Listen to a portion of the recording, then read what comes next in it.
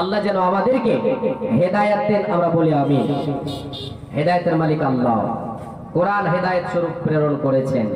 আল্লাহ যাকে চাইবেন সে হেদায়েত প্রাপ্ত হবে। এবারে আগে চলেন নিয়ে যাই কোরআন নাজিল হলো কার মাধ্যমে, কার উপরে নাজিল হয়েছে?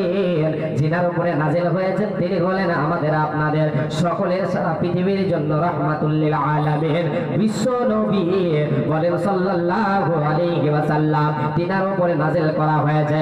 তিনি হচ্ছেন আমার আপনার ধর্মগুরু। তিনার পথকে, তিনার দেখা পথকে আমাকে আপনাকে চলতে হবে।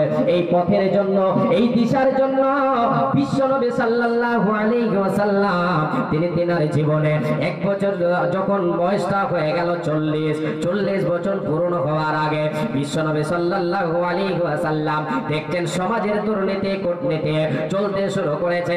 মানুষ এমন ভাবে দুনিয়াদারি করছে, কেউ কাকে মানে না, কোনো সংবিধান নেই, কোনো জীবন বিধান নেই, কেউ কাউকে মানে না, ছোট বড় বলে কেউ কেয়ার করে না। খুন খারাপ শুরু হয়ে গেছে। নবীজি আমার আল্লাহর কাছে পথ চাইতে গেলেন, যে জায়গাটা সে জায়গাটার নাম হচ্ছে গারে হেরা।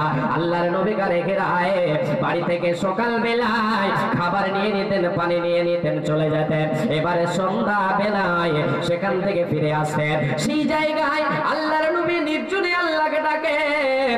গারে হেরায় বসে আল্লাহর নবী নির্জনে আল্লাহকে ডাকেন, আল্লাহকে ডাকেন, চোখের পানি ঝরান। কোন বৈরাগে মনত আসে হীরা গুহার মাঝে, ছাড়লো বাড়ি কিসের আশায়, বাঁধলো বাসা হীরা গুহায়, কিসের আশায় চোখের পানি ঝরায় সকাল সাজে।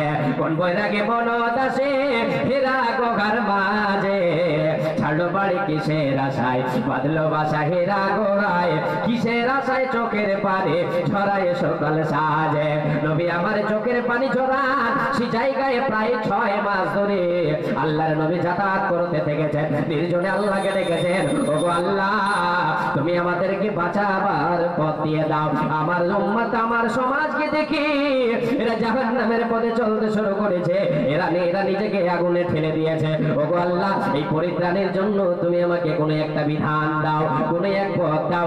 আল্লাহ রাব্বুল আলামিন এই পথ শুরু করলেন নাজিল করতে। ওই প্রথম আসমান বাইতুল ইজ্জা থেকে এক এক করে আল্লাহর নবীর উপরে অবতীর্ণ করতে শুরু করলেন। একবার জোরে বলেন সুবহানাল্লাহ। এবার কোরআন আসতে শুরু করলো দুনিয়ায়, নবীর উপরে এলো। নবী সাল্লাল্লাহু আলাইহি ওয়াসাল্লামের উপরে 23 বছর ধরে এই কোরআনকে, পূর্ণ কোরআনকে নাজিল করা হলো। জি, এবার পৃথিবীর বুকে জমিনে কোরআন এলো। কাদের জন্য এলো? মানব সম্প্রদায়ের জন্য এলো। কিসের জন্য? হেদায়েতের জন্য।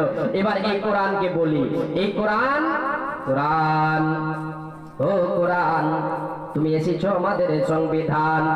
আল্লাহ প্রেরণ করেছেন, তোমাকে ধরলে আমাদের কি লাভ হবে?